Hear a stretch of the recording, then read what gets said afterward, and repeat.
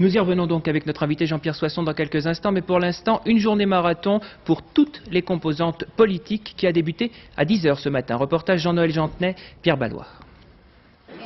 La foule des grands jours était au rendez-vous à 10 h ce matin au Conseil régional de Bourgogne où les huissiers s'étaient munis d'un trombinoscope pour être certains de reconnaître les nouveaux élus, et ils sont les plus nombreux.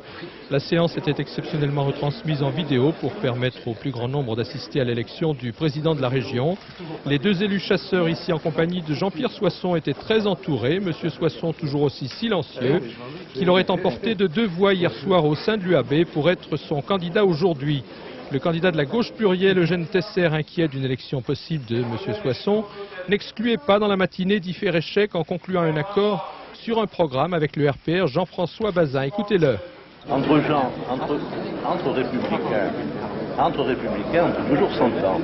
On peut que chacun y mette de la bonne volonté. On ne s'entend pas avec le diable.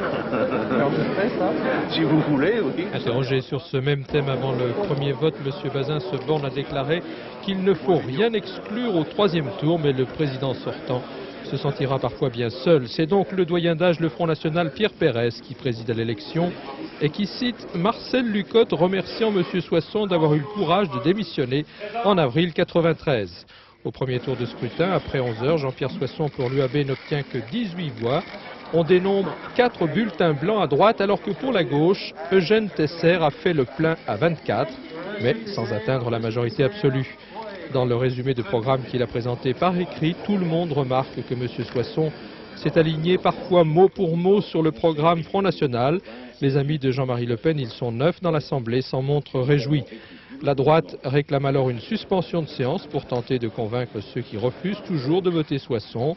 Peine perdue, le maire d'Auxerre tombe à 17 voix au 2e tour de scrutin, un de moins qu'au premier. La gauche plurielle plafonne à 24, ce qui fait dire à son porte-parole que le trouble est à droite. À droite, tout est trouble. Il n'y a pas de programme, ou si plutôt, un programme qui est plus qu'un appel du pied, qui est co-rédigé avec les élus d'extrême droite.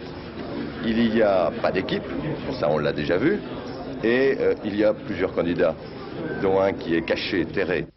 Le président Front National suspend la séance vers 13 h et son groupe n'appliquera pas la préférence nationale pour le déjeuner puisqu'il ira manger chinois à 2 pas de là.